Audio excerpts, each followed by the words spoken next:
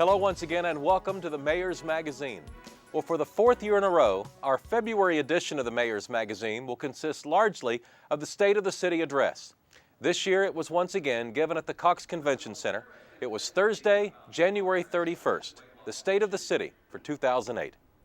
Welcome to the State of the City for 2008, and I will just start off by asking you a question to kind of set the tone for this speech. The State of the City in January 2008, how's it feel? Feels pretty good, doesn't it? And that's important because really, people judge cities by how they feel. Does it feel safe? Does it feel clean? Does it feel like the people are friendly? Do they seem educated? Are they tolerant? Is there an energy, a vitality that any visitor can sense? When it comes to Oklahoma City, you bet there is. Ask someone from out of town and they'll tell you that the people of this city feel confident, secure, and optimistic. We are proud of what we've accomplished, yet we are also excited that the best is yet to come. How many of you have heard of the Flaming Lips? Scott, raise your hand. You know, the Flaming Lips, that Grammy Award-winning group that calls Oklahoma City home, had that hit song, "Do You Realize That You Have the Most Beautiful Face?" And with advanced apologies to Wayne Coyne, I'm going to ask you today, do you realize that we live in a most beautiful place? Do you realize that we live in a metropolitan area that has gained over 65,000 jobs since this time in 2004? And that is net growth. That's worth repeating. 65,000 new jobs in just 4 years, and that has helped prepare us for whatever may lay ahead. And we know that in the coming months, we may see the national economy slow down. You may start to see some repercussions that affect national companies that are based in Oklahoma but do business nationwide. We, however, are well positioned to stay ahead of the national indicators. And I would personally like to thank the Chamber of Commerce, Roy Williams and his department, as well as the State Commerce Department for their help in our job creation. It's just been terrific these last 4 years.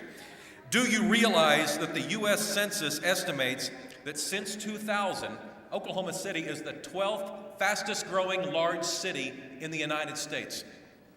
Do you realize that we passed our city bond issue with nearly 80% support on every single initiative? And that has ensured,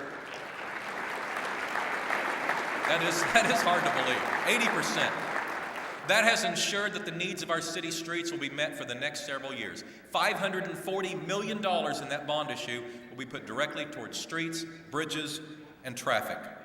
Do you realize that the quality of our air is really good? In fact, despite an expectation that we would fall out of compliance with federal regulations for ozone this past year, we stayed in compliance.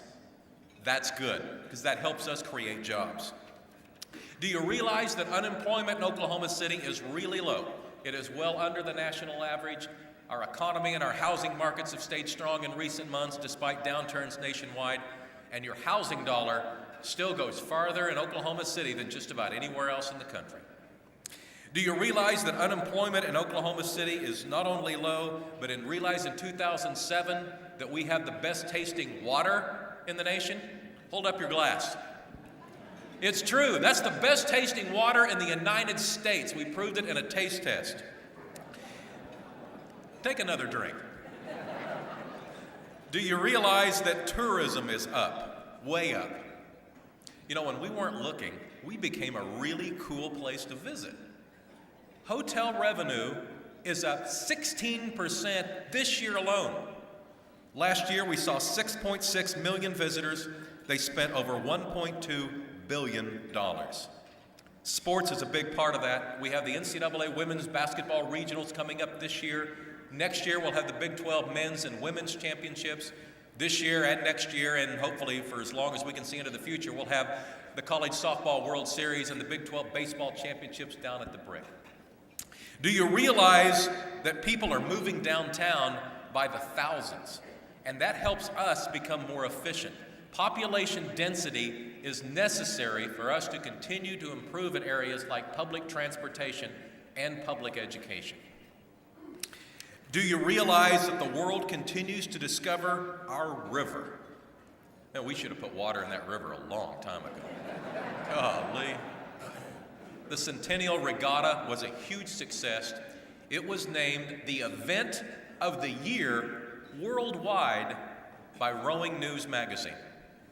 And we know about the Chesapeake Boathouse, and Boathouse Row is becoming a reality.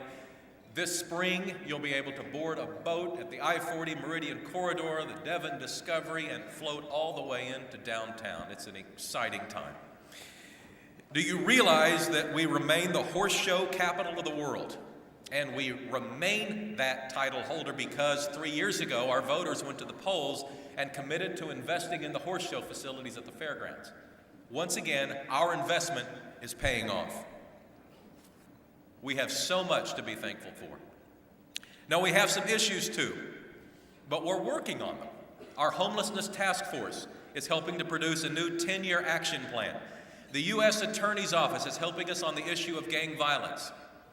Our attention to animal welfare has never been stronger. But you know what? Like I said, we as a community have never been more proud of what's going on here, and I bet you do realize that. We know about the community pride.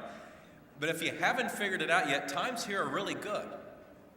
But all of that represents just a few of the many opportunities that have come before us. Despite all that we've accomplished, we still have to we can't stand still. We still know that we have greater accomplishments and greater achievements to come. And a lot of what I'm going to discuss today may seem like big dreams, but these dreams, opportunities really, are no larger and no more difficult than this city has faced time and time again. And we have succeeded then, and we will succeed again. And today I want to speak specifically to 4 opportunities in particular. The opportunity to continue improving our public education through Maps for Kids, the opportunity to lead healthier lives, the opportunity to continue creating a city where people want to live through the implementation of the Core to Shore projects, and finally, the opportunity to create jobs and grow our economy by improving the Ford Center and securing a permanent MBA team. Our focus the last few years has been to create a city where people want to live and create a city where the quality of life matters. And to create that city, we have prioritized education and job creation. And both of these categories have been a big success this past year. And you know I wouldn't make that up, but you don't have to take my word for it.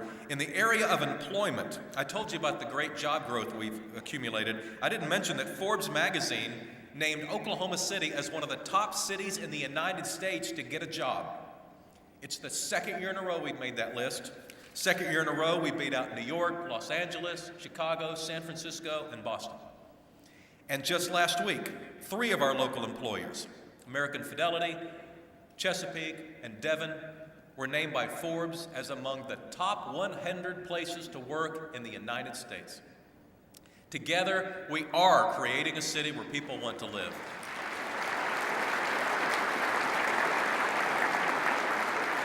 We're a city with high standards, and you're not going to have businesses with high standards unless you are a city with high standards.